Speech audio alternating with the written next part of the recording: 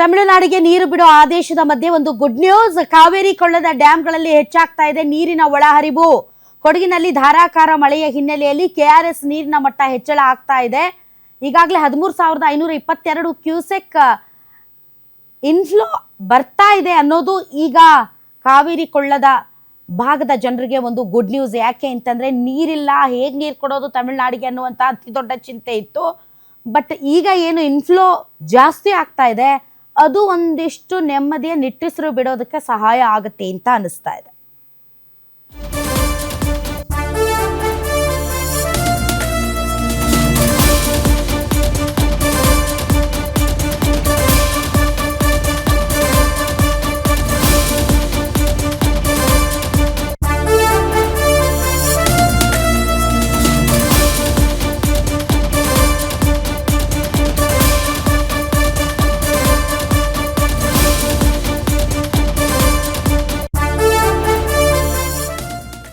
S, ಕೆಆರ್ಎಸ್ಗೆ ಬರ್ತಾ ಇರುವಂತಹ ನೀರಿನ ಒಳಹರಿವಿನ ಪ್ರಮಾಣ ಜಾಸ್ತಿ ಆಗಿದೆ. 13,522 ಕ್ಯೂಸೆಕ್ ನೀರು ಬರ್ತಾ ಇದೆ.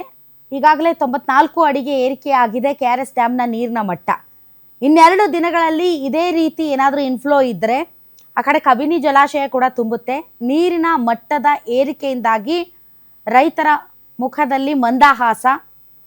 ಹಾಗೆ ನೋಡಿದರೆ ಹವಾಮಾನ ಇಲಾಖೆಯ ಪ್ರಕಾರ ದಕ್ಷಿಣ ಒಳನಾಡಿನಲ್ಲಿ ಅಂಥ ಮಳೆ ಏನೂ ಇಲ್ಲ. ಇನ್ನು ಈ ಮಳೆ ಏನು ಮಡಿಕೇರಿ ಮತ್ತು ಆ ಭಾಗದಲ್ಲಿ ಸುರಿತಾ ಇದೆ. ಇದರಿಂದ ಎಷ್ಟು ದಿನ ಇನ್ಫ್ಲೋ ಹೀಗೆ ಇರುತ್ತೆ ಗೊತ್ತಿಲ್ಲ. ಮಳೆ ಕಡಿಮೆ ಆಗಿದೆ. ಕರಾವಳಿ ಮತ್ತು ಮಲೆನಾಡು ಭಾಗದಲ್ಲಿ ಒಂದು ಸ್ವಲ್ಪ ಮಳೆ ಇದೆ ಅಷ್ಟೇ, ಬಿಟ್ಟರೆ ಈ ಭಾಗದಲ್ಲಿ ಮಳೆ ಇಲ್ಲ. ಈ ಒಂದು ಇನ್ಫ್ಲೋ ಏನಿದೆ ಇದು ಎಷ್ಟು ದಿನಗಳವರೆಗೆ ಇರುತ್ತೆ ಅನ್ನೋದ್ರ ಮೇಲೆ ಈ ಮಂದಹಾಸ ಇರುತ್ತಾ ಇರಲ್ವಾ ಅನ್ನೋದು ಕೂಡ ಡಿಸೈಡ್ ಆಗುತ್ತೆ.